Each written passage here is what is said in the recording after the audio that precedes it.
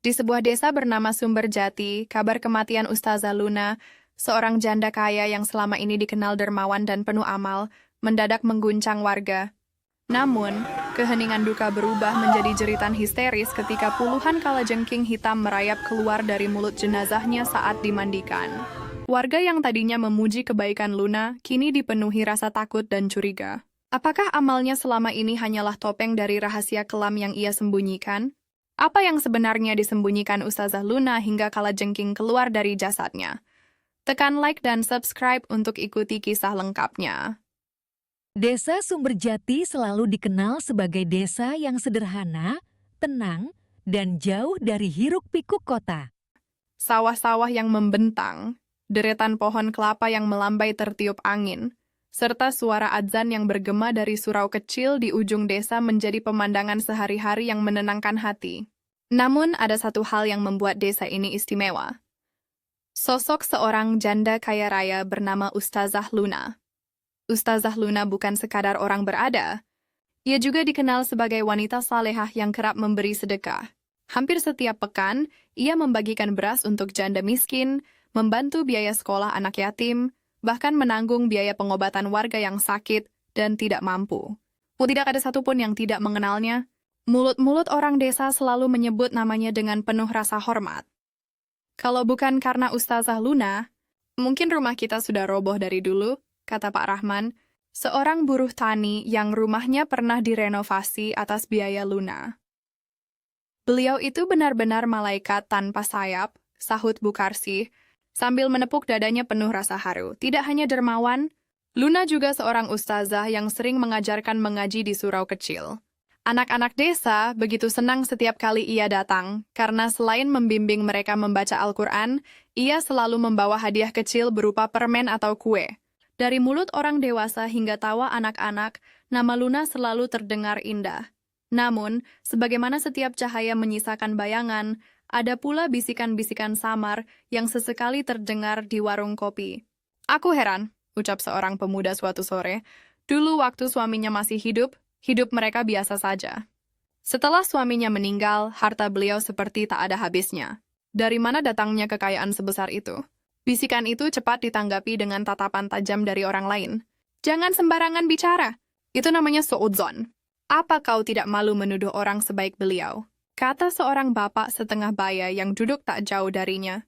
Pemuda itu terdiam, wajahnya memerah. Dia tidak berani melanjutkan. Di desa itu, mempertanyakan kebaikan Luna sama saja dengan menodai nama orang suci.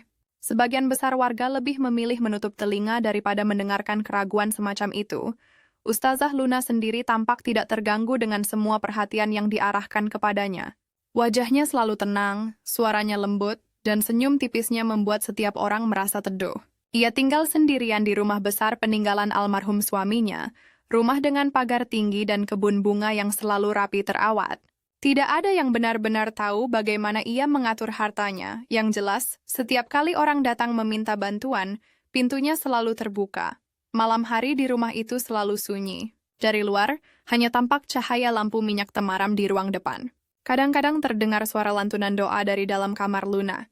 Tidak ada yang mencurigai apapun. Bagi mereka, itu bukti bahwa Luna adalah hamba Allah yang taat, menghabiskan waktunya untuk ibadah, meski tinggal seorang diri. Desa Karangjati akhirnya seolah memiliki lambang kesucian dalam diri Luna. Namanya disebut dalam khutbah Jumat sebagai teladan kedermawanan. Anak-anak diminta meniru akhlaknya. Bahkan ada yang berseloroh, kalau semua orang seperti Ustazah Luna, dunia ini sudah jadi surga. Hari demi hari berlalu. Luna semakin disanjung, semakin dikagumi, dan semakin dijadikan panutan. Ia seolah bukan manusia biasa, melainkan sosok sempurna tanpa celah. Namun, di balik segala pujian dan hormat itu, ada sesuatu yang tak pernah dipikirkan orang-orang. Apakah mungkin seorang manusia bisa benar-benar sesempurna itu? Apakah mungkin seorang wanita yang hidup sendirian, jauh dari keluarga, mampu menanggung semua beban desa tanpa pernah merasa lelah? Malam itu, ketika bulan menggantung di langit dengan sinar pucatnya, Luna duduk sendiri di serambi rumah. Ia menatap kosong ke arah kebun bunga, sementara angin malam berhembus membawa suara daun-daun bergesekan. Dari jauh, rumahnya terlihat begitu damai. Namun jika seseorang cukup berani mendekat dan menatap wajahnya kala itu, akan terlihat jelas guratan keletihan yang tidak pernah ia tunjukkan pada siapapun. Ia menghela napas panjang, lalu berbisik lirih kepada dirinya sendiri. Andai mereka tahu, kata-kata itu hilang ditelan angin malam, tak terdengar oleh siapapun. Hanya bintang-bintang yang menyaksikan bahwa di balik wajah penuh senyum seorang dermawan, ada rahasia yang belum pernah diungkapkan. Pagi itu, desa Sumberjati tampak seperti biasa. Ayam-ayam berkokok bersahutan, anak-anak kecil berlarian menuju surau untuk belajar mengaji, dan para ibu sibuk menyapu halaman rumah mereka. Tidak ada yang menyangka, hari itu akan menjadi awal dari sebuah kejadian yang mengguncang desa kecil ini. Ustazah Luna, sosok yang paling dihormati di Sumberjati, tidak terlihat keluar dari rumahnya. Biasanya, selepas subuh, ia duduk di bangku kayu di depan rumah, menyapa para tetangga yang lewat sambil menebar senyum hangat. Namun hari itu berbeda.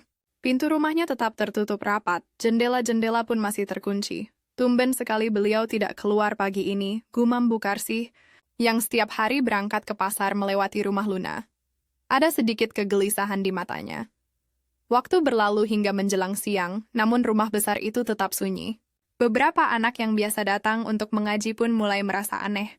Mereka mengetuk pintu pagar memanggil nama Luna, tapi tidak ada jawaban. Akhirnya, kabar itu sampai ke telinga Pak Rahman, salah satu tetua desa. Dengan ditemani beberapa warga, ia memberanikan diri untuk mengetuk pintu rumah Luna lebih keras. Ustazah, Ustazah Luna, apakah engkau di dalam? Panggilnya. Sunyi. Hanya suara angin yang menjawab. Rasa khawatir berubah menjadi firasat buruk. Setelah berunding sebentar, para warga memutuskan memanjat pagar dan masuk ke dalam. Mereka berjalan pelan menuju pintu utama, lalu mendorongnya dengan paksa. Pintu itu tidak terkunci, hanya tertutup rapat. Begitu terbuka, hawa dingin menyambut, disertai aroma samar yang aneh. Mereka menemukan Luna terbaring di ruang tamu, masih mengenakan mukena putih, dengan wajah yang tampak tenang seolah sedang tidur. Namun, ketika salah satu warga mendekat dan mencoba membangunkannya, kenyataan pahit pun terbongkar. Tubuh Luna sudah tidak lagi bernyawa. Teriakan histeris pun pecah. Innalillahi wa inna ilaihi raji'un. Seru Pak Rahman dengan suara bergetar. Para wanita yang ikut menyaksikan langsung menangis, sementara anak-anak berlari keluar sambil ketakutan. Kabar kematian Ustazah Luna menyebar secepat angin. Dalam hitungan menit, hampir seluruh warga desa berkumpul di depan rumah besar itu. Orang-orang saling berbisik, tidak percaya dengan apa yang baru saja mereka dengar. Tidak mungkin. Beliau terlihat sehat kemarin sore, ujar seorang ibu muda dengan mata berkaca-kaca. Memang ajal tidak bisa ditebak. Jawab yang lain dengan nada lirih. Jenazah Luna kemudian dibaringkan dengan hati-hati, ditutupi kain putih. Wajahnya tampak begitu damai, tanpa ada tanda-tanda penderitaan. Justru itu yang membuat sebagian warga terheran-heran.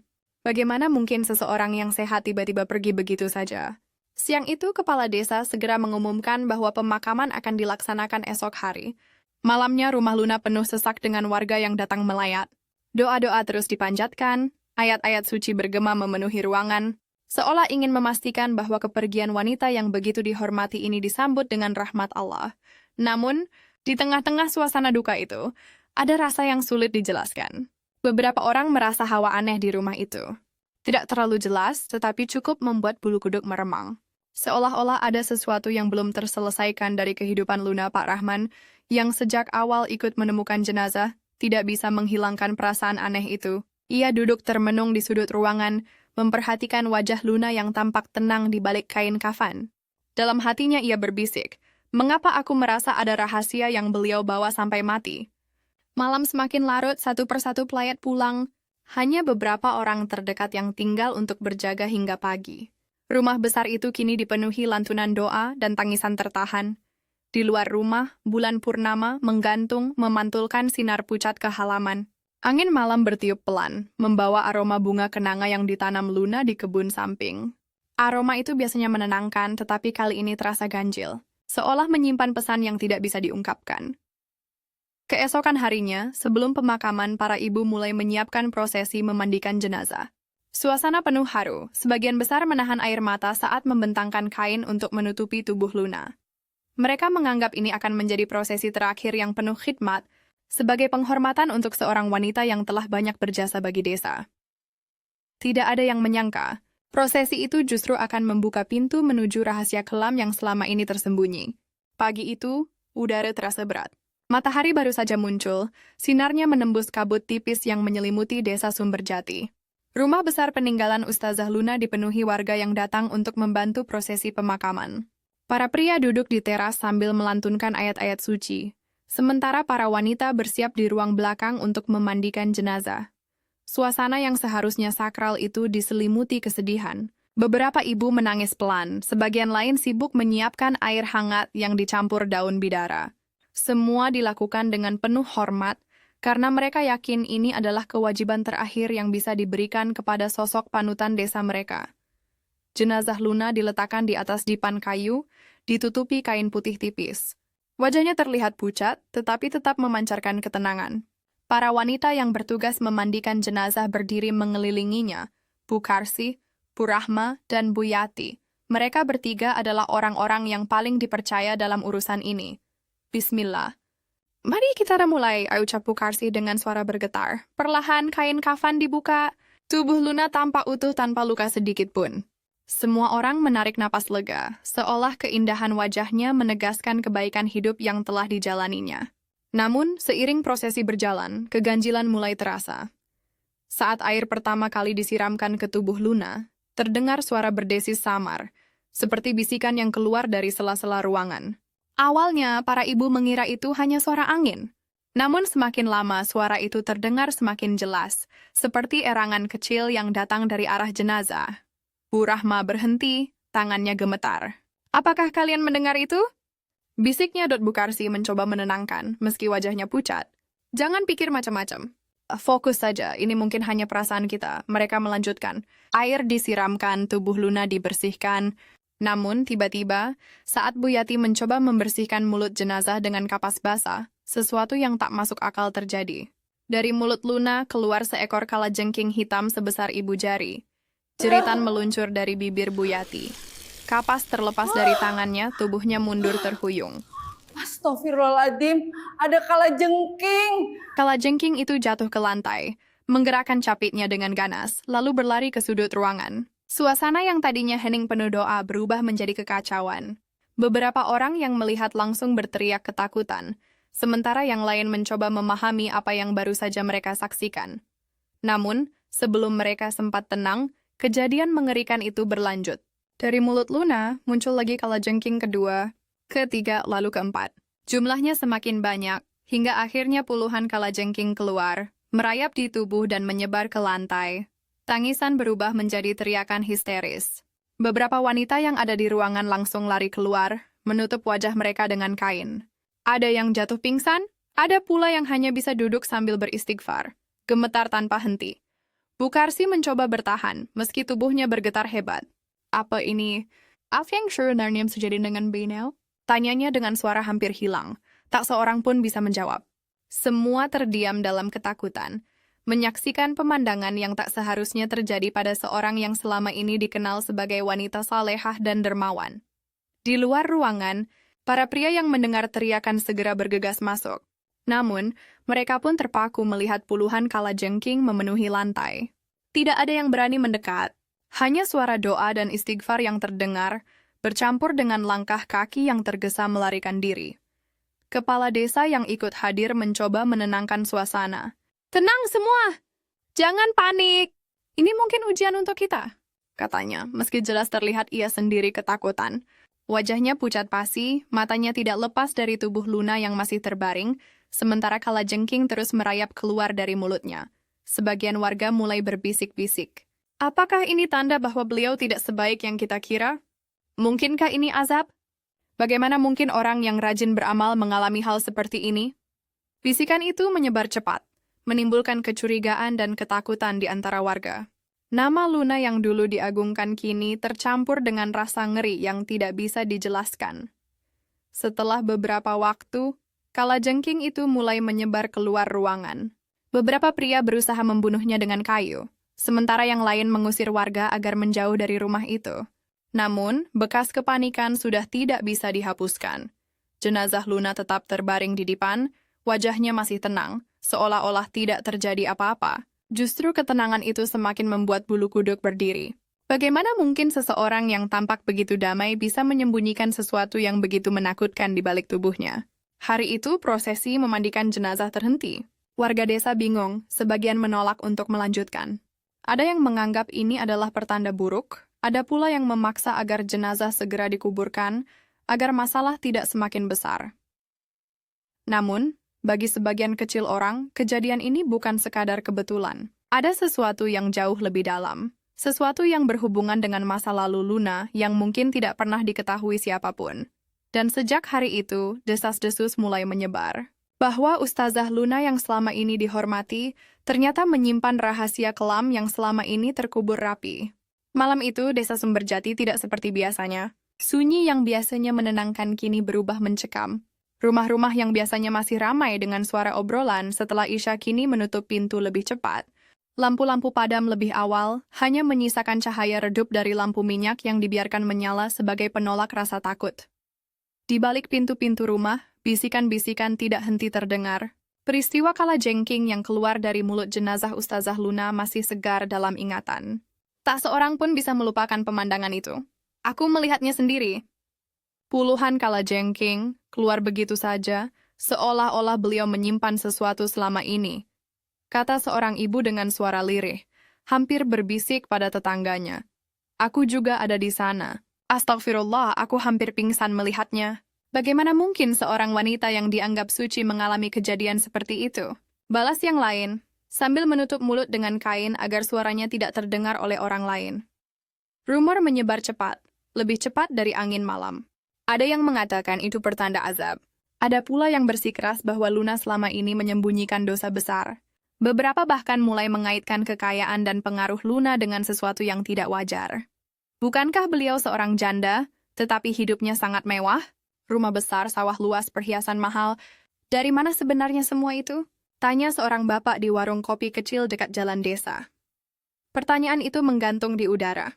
Tidak ada yang pernah menjawab, tapi dalam hati mereka tahu, selama ini tak seorang pun benar-benar memahami dari mana asal harta Luna. Semua terlalu sibuk mengagumi kebaikan dan kemurahan hatinya.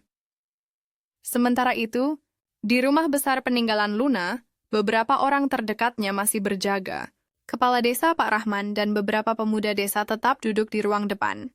Wajah mereka masih pucat, ketakutan bercampur bingung. Jenazah Luna akhirnya berhasil dimandikan dengan terbata-bata meski penuh ketegangan.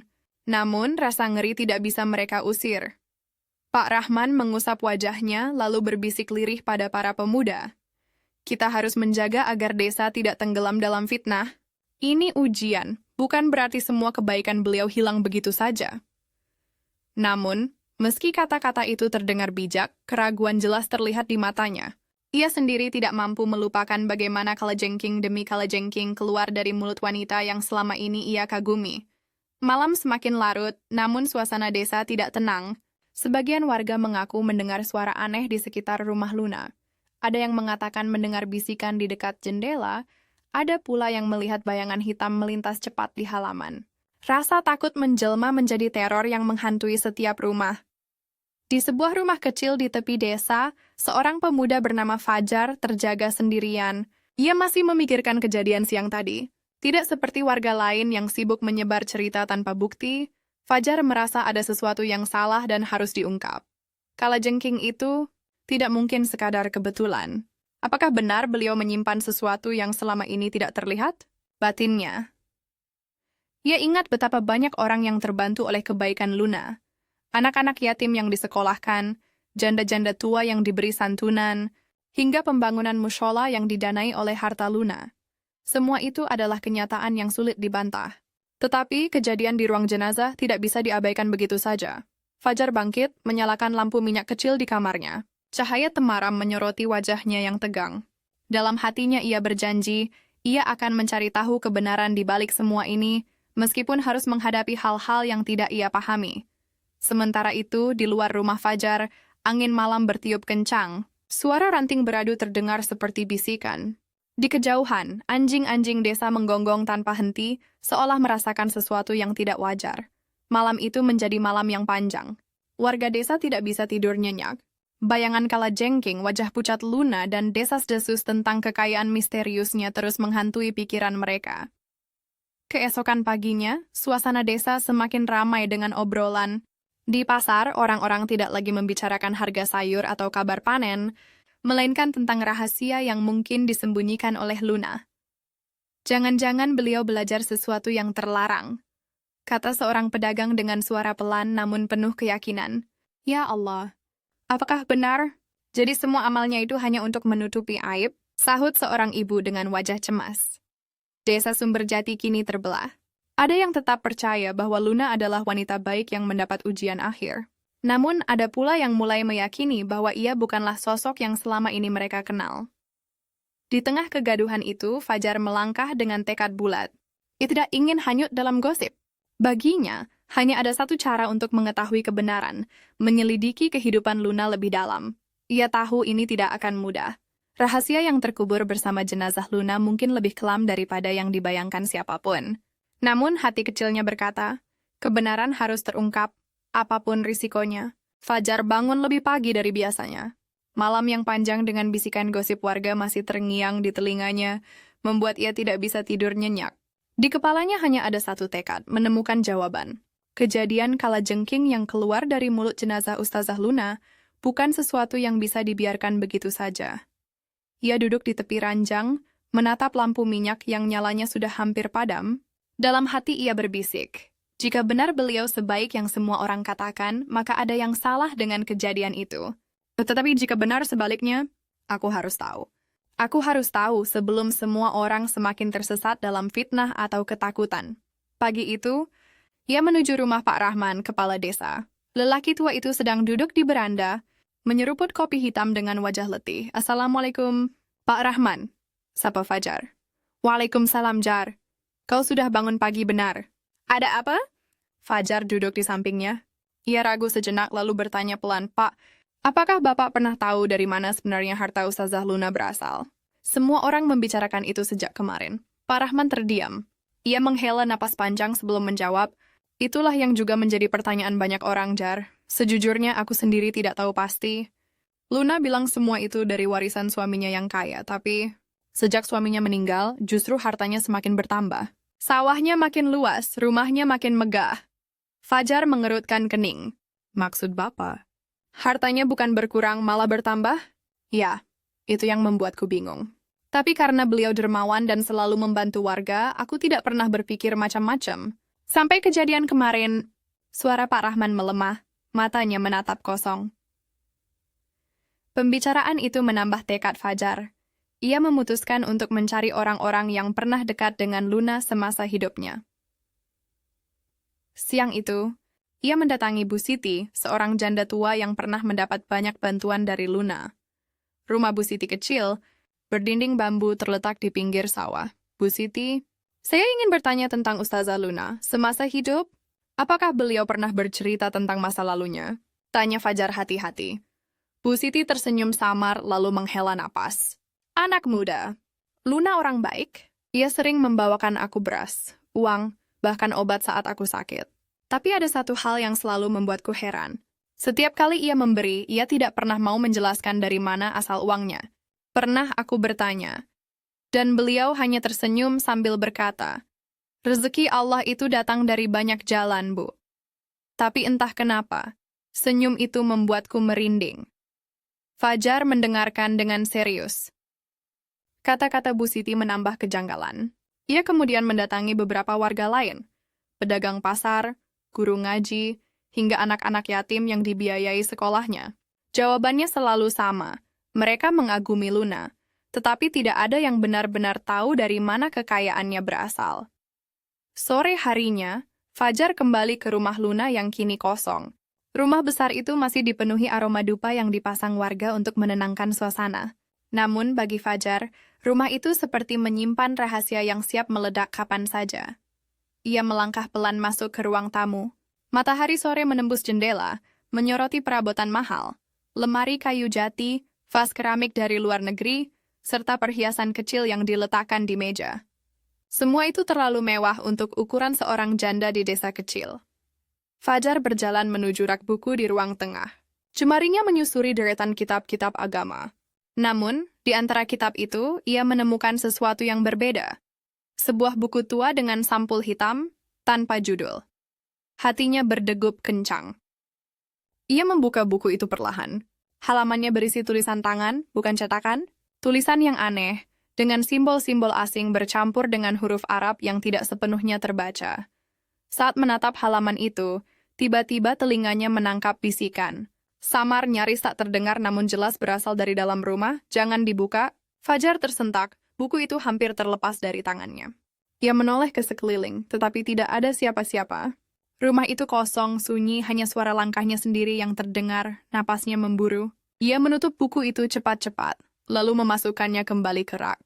Namun perasaan aneh itu tidak hilang, seolah ada mata tak kasat mata yang sedang mengawasinya. Ketika ia keluar rumah, langit sudah mulai gelap.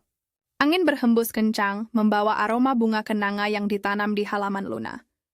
Aroma itu biasanya menenangkan, tetapi kali ini menusuk, membuat bulu kuduknya berdiri. Di jalan pulang, Fajar terus memikirkan apa yang ia temukan.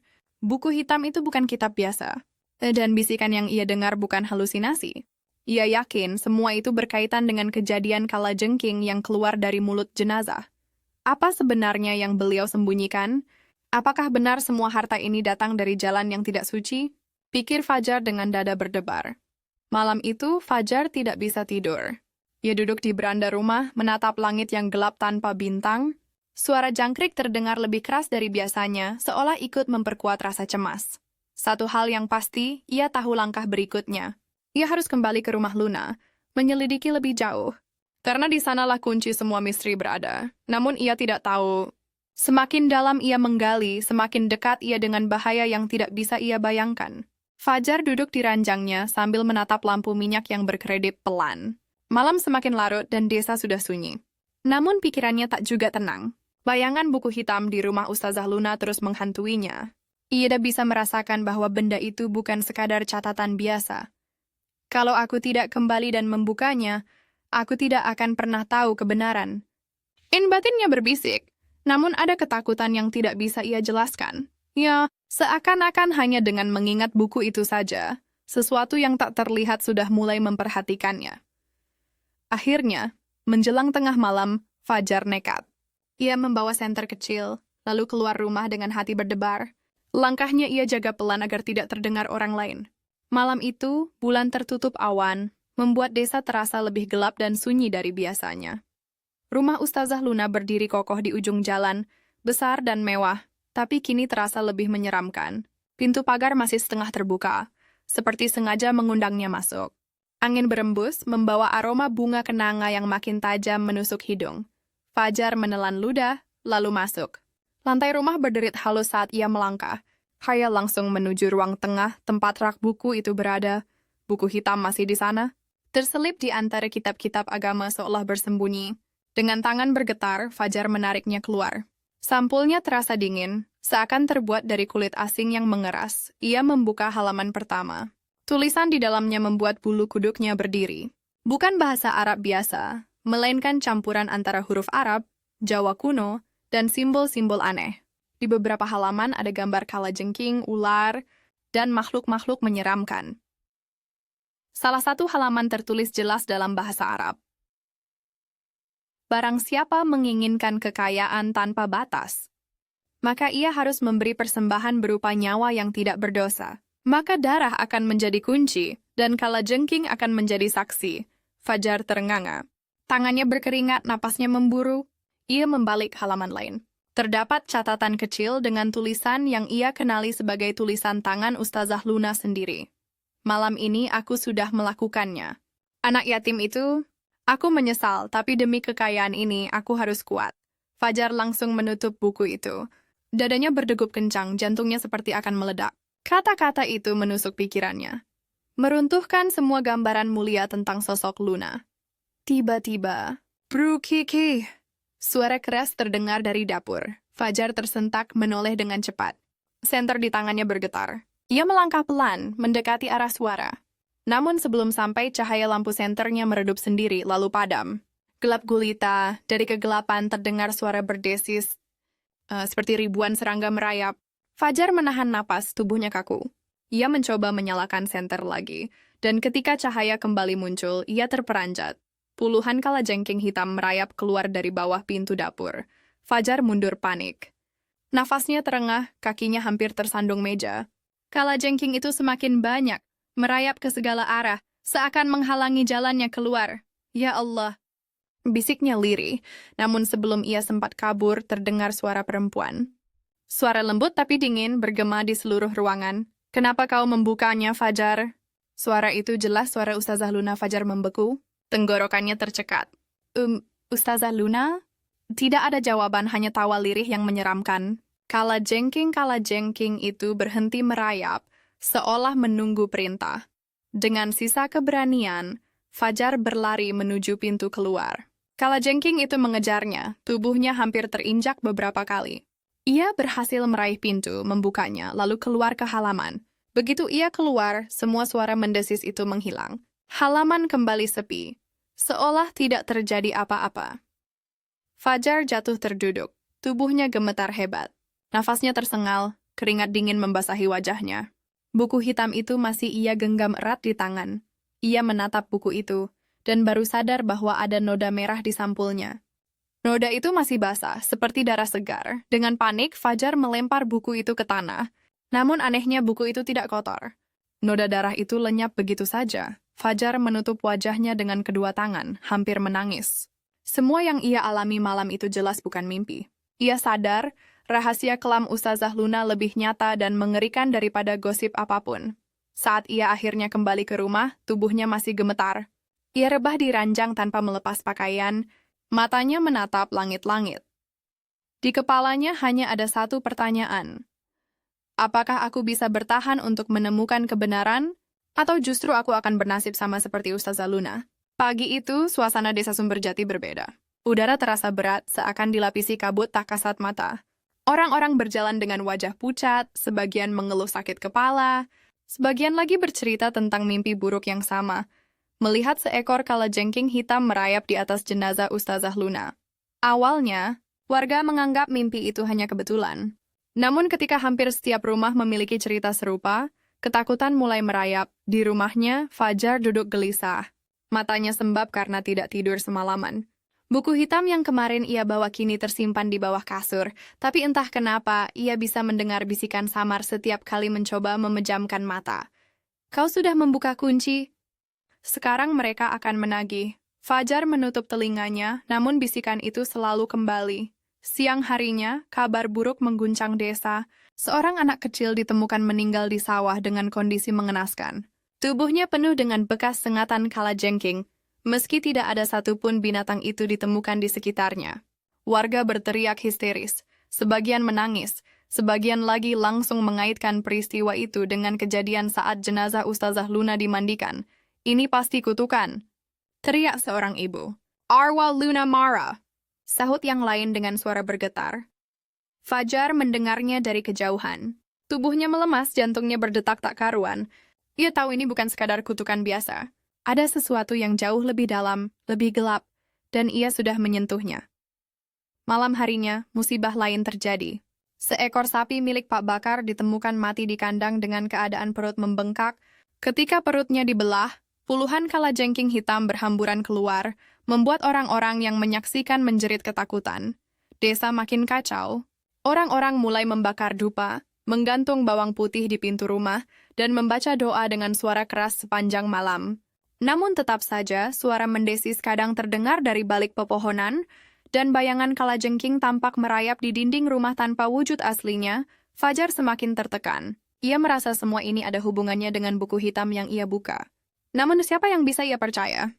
Jika ia menceritakan hal sebenarnya, warga mungkin akan menuduhnya sebagai penyebab bencana. Dalam kegelisahannya, Fajar mendatangi Kiai Hamdan, ulama tua yang dihormati di desa itu. Ia menceritakan sebagian dari kejadian aneh yang ia alami, tanpa menyebut soal buku hitam. Kiai Hamdan mendengarkan dengan wajah serius. Nak Fajar, kutukan seperti ini tidak datang begitu saja. Pasti ada dosa besar yang dilakukan seseorang. Dan kini arwahnya tidak tenang.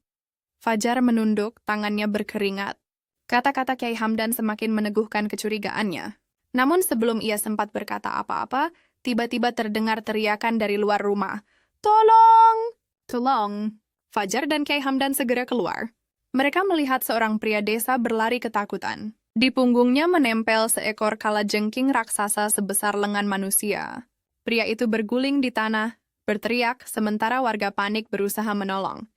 Kiai Hamdan membaca doa keras-keras, lalu memercikan air yang sudah ia doakan ke arah kalajengking itu. Seketika hewan menyeramkan itu melepaskan cengkeramannya, jatuh ke tanah, dan menghilang begitu saja, seakan menembus bumi. Semua orang terdiam. Hanya suara tangis pria malang itu yang terdengar. Tubuhnya penuh luka sengatan, wajahnya pucat pasi, tapi nyawanya selamat. Warga saling berpandangan, ketakutan semakin menjadi-jadi. Ini bukan kutukan biasa. Ini balasan dari sesuatu yang selama ini kita tidak tahu, gumam salah seorang bapak tua. Fajar menatap kejadian itu dengan dada sesak. Kakinya gemetar, kepalanya dipenuhi pertanyaan yang tak kunjung reda. Ia tahu jawabannya ada di buku hitam itu, tapi apakah ia berani mengungkapkannya?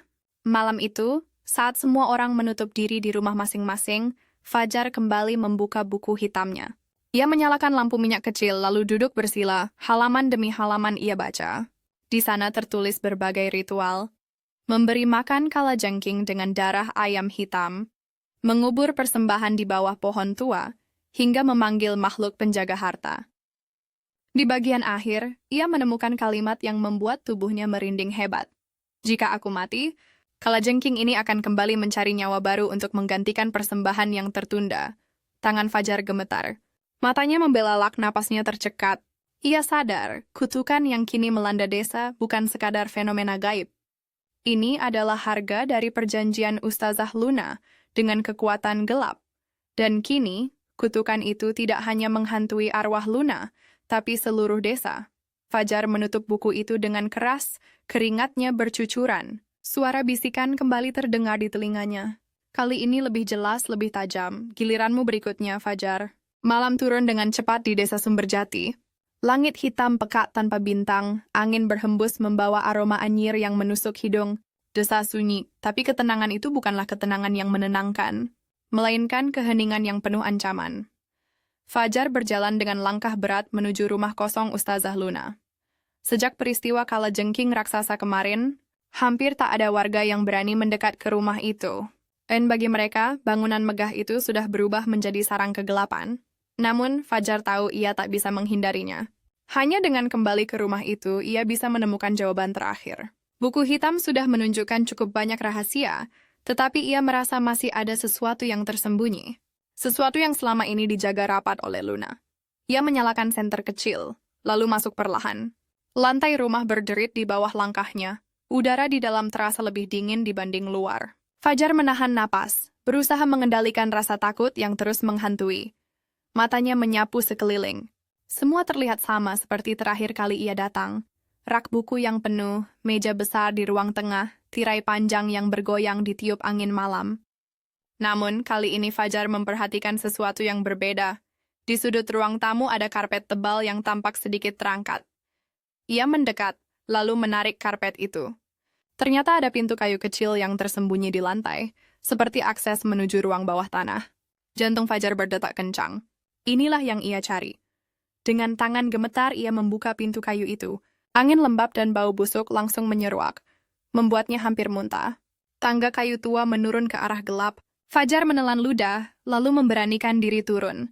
Semakin ke bawah, udara semakin pengap. Lampu senter menyorot dinding yang penuh coretan simbol aneh. Ada gambar kalajengking, ular, dan tanda-tanda yang tidak ia pahami. Di ujung ruangan bawah tanah itu, ia melihat sesuatu yang membuatnya terhenti. Sebuah kotak kayu besar. Dengan bekas darah kering menempel di sekelilingnya, Fajar mendekat. Dengan hati-hati ia membuka kotak itu. Bau busuk yang menyengat langsung keluar, membuat matanya berair. Di dalam kotak, ia melihat tulang belulang manusia. Kecil, rapuh, jelas milik seorang anak-anak. Tubuh Fajar langsung lemas. Tangannya bergetar hebat. Ya Allah. Bisiknya dengan suara parau. Tiba-tiba bisikan halus terdengar di telinganya. Mereka adalah persembahan. Fajar menoleh cepat, tapi tidak ada siapapun. Ruangan itu kosong. Namun bisikan itu terus terdengar kini lebih keras. Mereka Anak-anak yatim itu, aku butuh mereka. Suaranya jelas suara Luna. Fajar mundur ketakutan, senter di tangannya bergetar. Tulang belulang di dalam kotak seakan bergerak seolah hidup kembali. Dari sela-sela tulang muncul seekor kalajengking besar. Tubuhnya berkilat hitam, matanya merah menyala. Kalajengking itu mendesis, lalu melompat ke arah Fajar. Ia terjatuh ke lantai. Senter terlempar membuat ruangan semakin gelap. Dengan panik, ia meraba-raba tanah mencari benda untuk melindungi diri. Tangannya menemukan sebatang kayu. Ia mengayunkannya sekuat tenaga, suara keras terdengar kala jengking itu terpental. Namun sebelum ia sempat berdiri, dari kotak kayu itu muncul lebih banyak kala jengking. Puluhan jumlahnya merayap cepat menuju Fajar. Tidak. Jangan, aku tidak ingin mati di sini. Teriak Fajar, matanya berlinang. Dalam keputusasaan, ia berteriak membaca doa dengan suara lantang. A'udzubillahi minasyaitonirrajim. Tiba-tiba, ruangan bergetar. Dinding yang penuh simbol itu retak, dan suara jeritan perempuan menggema. Suara itu jelas suara Ustazah Luna, namun kali ini penuh penderitaan. Aku menyesal. Aku hanya ingin kaya. Aku hanya ingin dihormati. Tapi kutukan ini terlalu berat.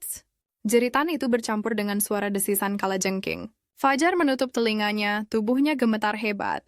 Setelah beberapa saat, semuanya mendadak hening. Kalajengking itu lenyap, kotak kayu tertutup sendiri, dan ruangan kembali sunyi. Fajar terduduk lemas. Tubuhnya basah oleh keringat dingin, napasnya tersengal. Ia sadar bahwa ia baru saja menyaksikan rahasia tergelap dari Ustazah Luna. Semua kebaikan yang ditunjukkannya hanyalah topeng.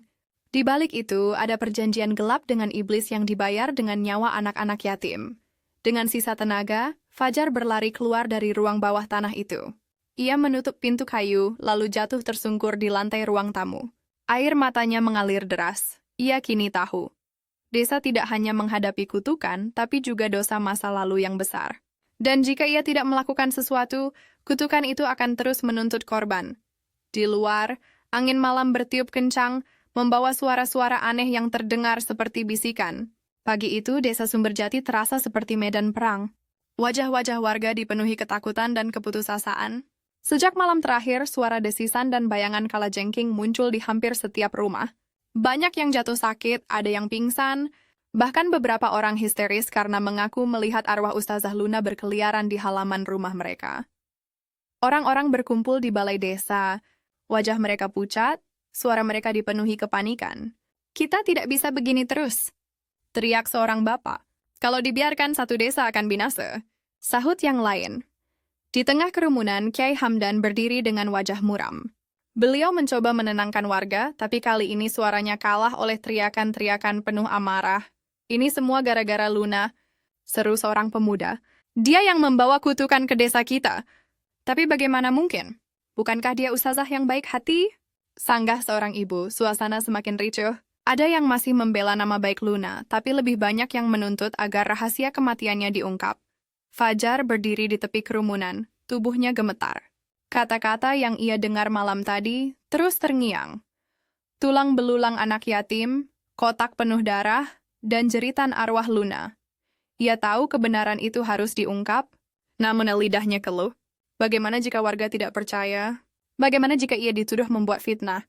Kyai Hamdan akhirnya angkat bicara. Suaranya tegas, berusaha meredam keributan.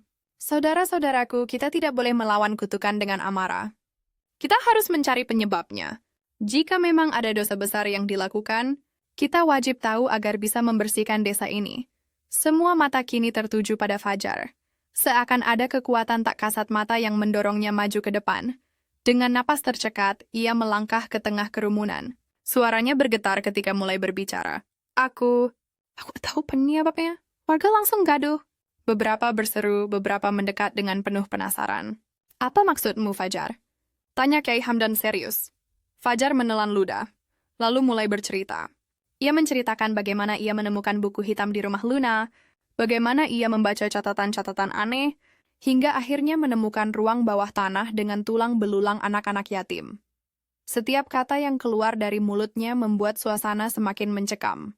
Warga menatap dengan mata membelalak, ada yang menutup mulutnya dengan tangan, ada yang menangis tak percaya. Tidak mungkin. Luna ustazah kita. Seorang dermawan, suara seorang ibu parau, tubuhnya gemetar. Tapi aku sendiri melihatnya. Teriak Fajar, suaranya pecah. Aku melihat dengan mata kepalaku sendiri. Semua kebaikan yang kalian lihat hanyalah topeng. Di balik itu, dia membuat perjanjian dengan kegelapan. Keributan meledak. Beberapa warga marah, ada yang berteriak ingin membakar rumah Luna. Namun, ada pula yang menangis, tak sanggup menerima kenyataan. Kyai Hamdan mengangkat tangannya, berusaha menenangkan. Cukup. Jika benar seperti kata Fajar, maka kita harus menghadapinya dengan iman, bukan dengan dendam. Namun amarah warga sudah tak terbendung. Puluhan orang berlari menuju rumah besar Luna, membawa obor, parang, dan kayu. Fajar ikut berlari, meski hatinya diliputi rasa bersalah. Setibanya di rumah itu, warga langsung merangsek masuk. Mereka membuka pintu-pintu, membanting perabot, mencari bukti seperti yang dikatakan Fajar. Dan benar saja, saat karpet ruang tamu diangkat, mereka menemukan pintu kayu menuju ruang bawah tanah. Beberapa orang menuruni tangga dengan hati-hati, lalu teriak histeris ketika melihat kotak kayu penuh tulang. Ya Allah, benar. Benar ada tulang manusia. Tangis dan teriakan bercampur jadi satu. Sebagian jatuh terduduk, sebagian lagi muntah karena tak sanggup melihat. Warga naik kembali dengan wajah pucat. Kini, tidak ada yang meragukan lagi. Kebenaran yang diungkap Fajar sudah terbukti. Namun saat semua orang masih terpaku dalam ketakutan, tiba-tiba lantai rumah bergetar. Suara retakan terdengar dari dinding, dan udara dalam ruangan mendadak pengap. Dari kotak di bawah tanah terdengar suara desisan panjang, diikuti jeritan melengking. Warga yang berada di atas segera menutup pintu kayu itu, tapi getaran semakin kuat. Dia marah, teriak seseorang. Arwah Luna marah. Fajar merasa lututnya lemas. Namun ia tahu ini bukan sekadar arwah Luna. Ini adalah kutukan dari perjanjian hitam yang belum terputus. Obor di tangan warga padam satu persatu, meninggalkan rumah dalam kegelapan. Dari dalam kegelapan itu, muncul bayangan kalajengking raksasa. Tubuhnya memenuhi hampir setengah ruangan. Matanya merah menyala, rahangnya terbuka, siap menyerang siapa saja. Warga menjerit, berlarian keluar rumah. Suasana berubah kacau. Orang-orang terinjak, anak-anak menangis, dan beberapa obor terlempar ke tanah, membuat api kecil mulai menyebar. Fajar berdiri terpaku, matanya menatap kalajengking raksasa itu. Di telinganya suara Luna terdengar jelas. Fajar, kenapa kau mengkhianatiku?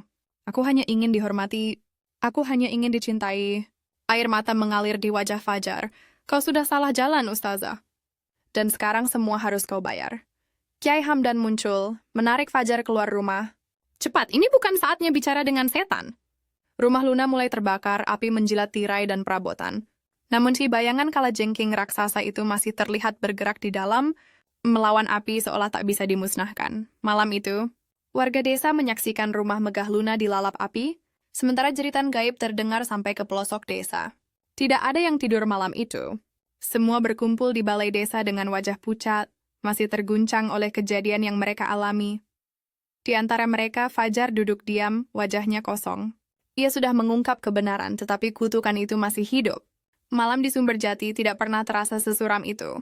Langit gelap gulita tanpa bintang, angin berembus membawa aroma gosong dari sisa rumah Luna yang terbakar. Warga desa duduk berdesakan di balai desa. Sebagian menangis, sebagian terdiam tanpa suara. Namun, meski rumah itu sudah jadi abu, kutukan masih menggantung di udara. Dari kejauhan suara desisan kalajengking masih terdengar. Bahkan ada beberapa warga yang tubuhnya mendadak kejang, lalu mengeluarkan kalajengking kecil dari mulut mereka. Panik kembali merebak. Tangisan anak-anak bercampur dengan doa yang dilantunkan terburu-buru. Tidak ada seorang pun yang bisa menenangkan keadaan, hingga Kyai Hamdan berdiri di tengah kerumunan dengan wajah tegas. Saudara-saudaraku, serunya lantang. Kutukan ini tidak akan berhenti hanya dengan membakar rumah. Perjanjian hitam yang dilakukan Luna harus diputuskan. Kalau tidak, kita semua akan musnah. Semua mata tertuju padanya. Warga yang ketakutan akhirnya menaruh harapan pada sosok tua itu. Fajar, yang duduk di sudut, mengangkat wajahnya. Napasnya berat, tapi tekadnya mulai terkumpul. Ia maju ke depan, menatap Kyai Hamdan. Pak Kyai, aku akan ikut. Aku yang tahu jalan menuju ruang bawah tanah itu. Aku juga yang sudah mendengar suara Luna. Kyai Hamdan mengangguk. Kalau begitu, kita harus kembali ke sana. Tapi kali ini kita tidak sendirian. Kita membawa doa, kita membawa iman. beberapa pemuda desa akhirnya ikut serta. Mereka membawa obor, ayat-ayat suci, dan keberanian yang tipis-tipis menutupi rasa takut. Malam itu, rombongan kecil berjalan menuju reruntuhan rumah Luna. Api sudah padam, tapi asap masih mengepul, menyisakan puing-puing hitam. Suasana mencekam, seakan tanah di sekitarnya menyimpan nyawa-nyawa yang gelisah. Dengan hati-hati mereka menuruni kembali ruang bawah tanah. Pintu kayu yang sempat tertutup kini hancur, memperlihatkan lorong gelap yang berbau busuk. Begitu mereka sampai di dalam, kotak kayu berisi tulang itu masih ada, tapi kini terbuka lebar. Dari dalamnya, seekor kalajengking raksasa muncul, tubuhnya berlapis hitam pekat, ekornya panjang beracun, matanya merah menyala. Warga berteriak, beberapa hampir melarikan diri. Namun Kyai Hamdan menahan mereka. Bertahanlah! Bacakan doa. Jangan biarkan ketakutan kalian memberi makan pada setan ini. Suara doa bergema, ayat-ayat suci mengalun meski terbata-bata. Kalajengking itu meraung. Tubuhnya menggeliat. Dan setiap kali ekornya menghantam lantai, tanah bergetar keras. Di tengah kekacauan itu, Fajar mendengar lagi suara Luna. Kenapa kau melawanku, Fajar? Aku melakukan semua ini untuk dihormati, untuk dicintai, untuk dihargai. Tanpa ilmu ini, aku bukan siapa-siapa. Fajar berteriak balik, air mata membasahi wajahnya. Tidak, Ustazah. Kau sudah cukup terhormat dengan kebaikanmu. Kau tidak butuh jalan gelap ini. Kau memilih kehormatan palsu, dan sekarang kau menghancurkan semua orang. Bayangan Luna muncul samar di punggung kalajengking itu. Wajahnya penuh luka, matanya kosong. Aku tidak bisa kembali. Perjanjian ini sudah mengikatku. Kyai Hamdan maju, suaranya menggelegar. Tidak ada perjanjian yang lebih kuat dari kuasa Allah. Dan malam ini kami akan memutuskan rantai gelapmu, Luna. Ia mengangkat kitab sucinya, melantunkan doa dengan suara penuh keyakinan. Fajar ikut menunduk, suaranya menyusul. Meski tubuhnya gemetar, kalajengking itu meraung semakin keras. Tubuhnya mulai pecah-pecah, mengeluarkan asap hitam. Dari mulutnya, keluar jeritan yang menyayat telinga, jeritan Luna yang seolah minta pertolongan sekaligus melawan. Warga yang tadinya ketakutan kini ikut membaca doa. Suara mereka bergema bersama, memenuhi ruang bawah tanah itu. Obor-obor menyala lebih terang, seakan menolak kegelapan yang mencoba menguasai. Akhirnya, dengan satu hentakan doa yang lantang, tubuh kalajengking itu pecah berkeping-keping. Asap hitam mengepul memenuhi ruangan, lalu perlahan lenyap bersama suara jeritan. Sunyi. Semua terdiam, hanya suara napas terengah-engah yang tersisa. Fajar jatuh terduduk, tubuhnya lemas, air matanya mengalir deras. Sudah berakhir. Fisiknya lirih, Kyai Hamdan mengangguk pelan. Ya, tapi jangan lupa, semua ini terjadi karena ada manusia yang memilih jalan gelap untuk mencari kemuliaan. Biarlah ini jadi pelajaran bagi kita semua. Jangan pernah tergoda pada kekuasaan yang menjanjikan, tapi mengorbankan jiwa. Warga mulai menangis, bukan hanya karena lega, tapi juga karena rasa malu. Mereka sadar, selama ini mereka terlalu mudah menutup mata pada kejanggalan. Mereka terlalu sibuk memuji kebaikan yang terlihat, tanpa mau melihat lebih dalam. Malam itu, Desa Sumberjati akhirnya bebas dari kutukan. Namun luka yang ditinggalkan akan sulit hilang. Nama Luna tidak lagi disebut dengan hormat, melainkan sebagai peringatan. Fajar berdiri di luar reruntuhan rumah, menatap langit yang perlahan cerah. Bintang-bintang kembali muncul, seakan memberi tanda bahwa kegelapan telah pergi. Tapi di lubuk hatinya, ia tahu, kebaikan sejati tidak pernah lahir dari wajah atau nama besar.